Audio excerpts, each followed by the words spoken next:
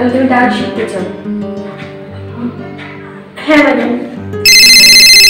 কেন হঠাৎ ডান্স শিখতে ইচ্ছে হলো?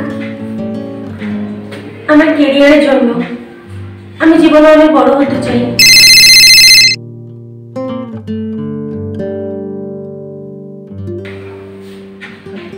ফোনটা তোলো। না না ঠিক আছে। আর তোমার বাড়িতে কোনো প্রবলেম হবে না তো? না কোনো প্রবলেম নেই। তোমাকে বারবার ফোন করছি, তুমি না ফোন ধরে এখানে বসে আছো। আমি ডান্স শিখবো তাই ম্যাডামের কাছে এসেছি। কি তুমি ডান্স শিখবে? শোনো, আমাদের বাড়ির লোকরা এই ডান্সের পছন্দ করে। ডান্স করবে, সারা ফুর্তি করবে, আর আমি তোমাকে কি করবো? আমার বাড়ির লোকেরা এসব করে দিলে বাবা বলে দিল আমাদের ব্রেক ক্যান্সার।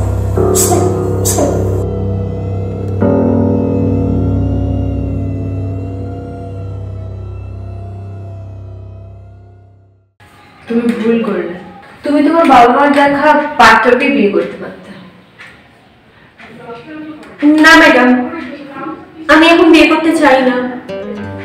আমি আমার কেরিয়ারে অনেক বড় হতে চাই। আচ্ছা ম্যাডাম, আপনার বাড়ি থেকে কি এরকম কোনোদিন প্রবলেম আসেনি? হ্যাঁ, আমার লাইফেও তোমার মতো অনেক প্রবলেম এসেছে। বাড়ি থেকে বিয়ের জন্য প্রেশারাইজ করেছে, বাট সেই জন্যই আমি আজকে এই জায়গায়।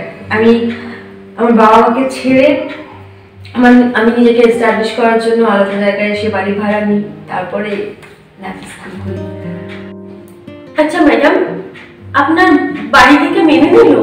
একটা কথা মনে রাখবে, আপন আপনই হয়, বুঝলে? আজ না হয় কাল তোমাকে নিশ্চয়ই কাছে টেনে নেবে। তো যখন তুমি এস্টাবলিশ হয়ে যাবে নিজের লাইফে, একটা জায়গায় দাঁড়িয়ে যাবে, যখন তোমাকে সবাই চিনবে, তখন দেখবে ওই বাবা মাই তোমাকে নিজের কাছে টেনে নিয়েছে। তখন এরা কেউ তোমার কাছে থাকবে না। এখন আমাকে আমার বাবা মা মেনে নিয়েছে। আচ্ছা যাই হোক, তুমি বাড়িতে যাও আর ডিসিশন নাও যে কি করবে। আর তুমি তো জানোই আমার রোজ ক্লাস হয় সেম টাইমে। তো ইফ ইউ ইন্টারেস্টেড আমাকে ফোন করবে, আমি অ্যাডমিশন করিয়ে দেবো, ঠিক আছে?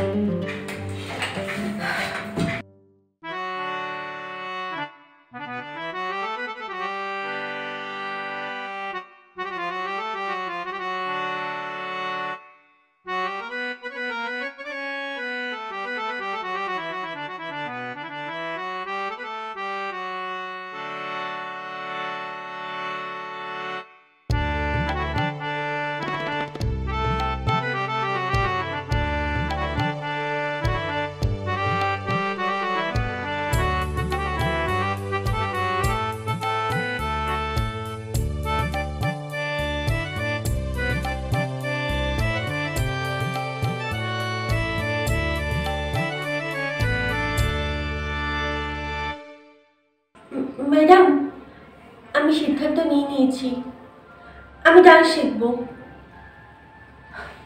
খুব ভালো কথা, কোনো প্রবলেম নেই। বলছিলাম যে ম্যাডাম, আপনার কাছে কি কোনো ঘর ভাড়া পাওয়া যাবে? কারণ আমি আমার ঘর ছেড়ে চলে এসেছি। ঘর ভাড়ার কি দরকার? তুমি আমার সঙ্গে থাকতে পারো, কোনো অসুবিধা হবে না। তাহলে তুমি একটা কাজ করো, আজকে তুমি একটু রেস্ট নাও, আমরা কাল থেকে ডান্স শুরু করবো। কাল থেকে নয় ম্যাডাম, আজ থেকেই। ওকে ম্যাডাম, তাহলে আমি রেডি হয়ে আসছি। যাও।